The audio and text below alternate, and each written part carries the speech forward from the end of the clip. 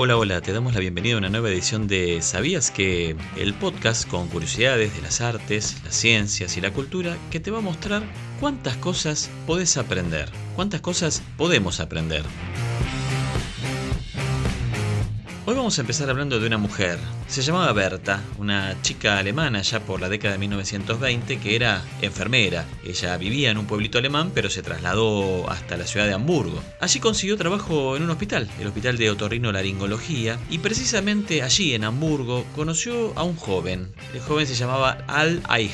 ¿Quién era Al-Aich? Era el hijo mayor del cónsul de Liberia. Liberia es un país africano. Este cónsul se llamaba Momulu Massaquoi. Su hijo Al-Aich se conoció con Berta. Terminó pasando que se enamoraron. Pero claro, parece que el amigo Al-Aich era un muchacho un poco, para decirlo de alguna manera, disperso. Es decir, concibió el vínculo con Berta como un touch and go. El muchacho además estudiaba en Dublín, en Irlanda, con lo cual iba y venía y realmente no le interesaba formalizar su vínculo con Berta. De hecho, una de las excusas que puso para no casarse con ella fue que los estudios le impedían organizar la boda. Sin embargo, de la relación entre Al-Aich y Berta nació un niño. Ese niño se llamó Hans-Jürgen Massaquoi y tenía una particularidad. Era un niño con la tez oscura, es decir, había nacido de un papá que era negro y una mamá que era blanca en aquella Alemania de los años 20. ¿Qué día nació Hans? El 19 de enero de 1926. Fue un niño realmente muy querido, de hecho recibió mucho amor también de la familia paterna, de su abuelo que era el cónsul de Liberia. Y claro, un chico negro en Alemania despertaba curiosidad. De hecho, las mujeres le acariciaban el cabello, lo mimaban, qué bonito, qué mono le decían, como si fuera una expresión afectuosa. Ocurrió que cuando Hans-Jürgen Massaquoi cumplió los 3 años, su abuelo tuvo que retornar a Liberia. La propuesta del abuelo hacia su mamá fue, bueno, más allá de que mi hijo no se hizo cargo del niño, vénganse a Liberia con nosotros, pero la madre prefirió quedarse en Alemania. Recuerden que estamos hablando de fines de la década de 1920 y ya sabemos que a principios de los años 30 llegó al poder en Alemania Adolfo Hitler. Era la época de la consolidación del nazismo como movimiento político. Berta y su hijo continuaban viviendo entonces en Alemania, no aceptaron irse a Liberia, alquilaban un cuartito, estaba en el ático de un edificio, no tenían electricidad, no tenían agua caliente, la mamá trabajaba y el niño quedaba al cuidado de una vecina a la cual la llamaba la tía Moller. En 1932 el pequeño Hans comenzó la escuela y claro, ¿qué le pudo haber pasado? Sufrió el acoso, el bullying como se le dice ahora, de sus compañeros. Por ejemplo, le cantaba una canción antigua que decía negro, negro, desollinador. Otro no tuvo mejor idea que decirle ¿por qué a los negros les cosen lana de oveja en vez de tener pelo? ¿Cuál fue la respuesta de Hans? Darle una patada. Bien merecida la tenía por otra parte. La intervención de los docentes de la escuela frenó el acoso que Hans recibía de parte de sus compañeritos. Pero como decíamos antes, en 1933 los nazis con Hitler llegan al poder y sabemos que un elemento central del nazismo es el racismo, la idea de que hay razas que son superiores a las otras, con lo cual la situación de Hans se complicó un poquito. Curiosamente, el pequeño Hans quedaba impresionado en aquella época con los desfiles de las escuadras de asalto nazis. Y entonces, ¿qué hizo? Le pidió a la tía Moller, a esta señora que lo cuidaba, que le cosiera en su camisa una svástica.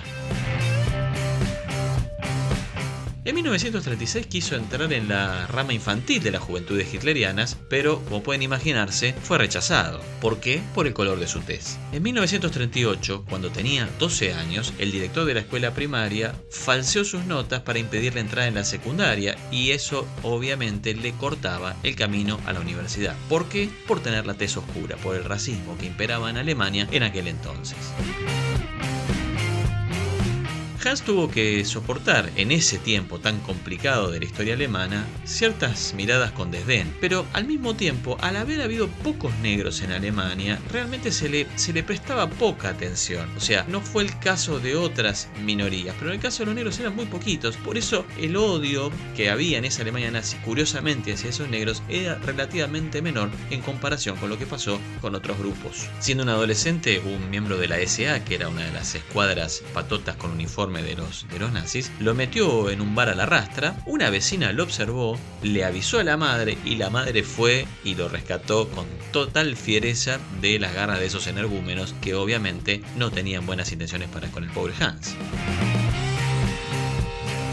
Luego comenzó la guerra, y curiosamente Hans, cuando alcanzó la edad para ir a combatir, los 18 años, quiso enrolarse en el ejército, pero ¿qué hizo el ejército? No lo aceptó, no lo reclutaron, tampoco lo aceptaron como voluntario, y eso eventualmente salvó su vida. Por supuesto, no la pasaron bien durante la guerra. Más allá de la situación bélica, la mamá fue despedida del hospital por no aceptar afiliarse al sindicato nazi. Había escasez y, por si esto fuera poco, el 24 de julio de 1943, un bombardeo de los aliados sobre Hamburgo los obligó a refugiarse en el sótano, terminó con la destrucción del edificio en el cual vivían, con lo cual debieron vivir hasta el final de la guerra en las ruinas del sótano. Las condiciones, se imaginarán, eran realmente inhumanas. Después de la guerra, se empleó tocando el clarinete para los soldados ingleses que ocupaban una parte de Alemania. Berta pudo volver a trabajar al hospital, o sea, pudo volver a su actividad como enfermera. Y en 1948 Hans viaja a Liberia y ahí se reencuentra con su abuelo y con su papá. Y consigue a través de ellos una visa para ir a estudiar a los Estados Unidos. Ahora, le pasó una cosa curiosa. Llega a Estados Unidos por un error, fue reclutado para ir a la guerra de Corea, con lo cual este muchacho que venía de bancarse la Segunda Guerra Mundial en Alemania tuvo que ir a combatir al frente coreano, que fue un frente particularmente duro de lucha. Finalmente, una vez concluida la guerra, vuelve a los Estados Unidos, se naturaliza norteamericano y además estudia periodismo. Hans-Jürgen Massaquoi terminó siendo periodista. Trabajó para una revista dirigida a la comunidad de los negros, se unió al movimiento de derechos civiles que lideraba Martin Luther King allá por los años 60. Se casó, formó una familia, tuvo 2 hijos y terminó siendo editor jefe de una revista llamada Ebony, que era para afroamericanos.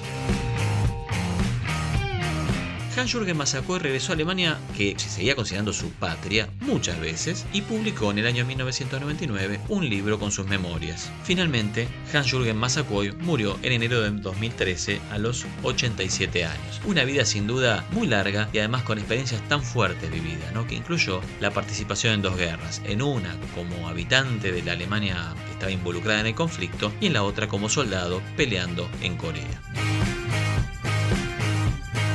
¿Sabías todo esto? Si no lo sabías, ahora lo sabes. Te invitamos a seguir escuchando FDA Radio Web. Soy Pablo Fasari y te agradezco por haber escuchado esta nueva edición de ¿Sabías qué? El podcast con curiosidades sobre las artes, las ciencias y la cultura. Te espero en una próxima edición. Chau, gracias.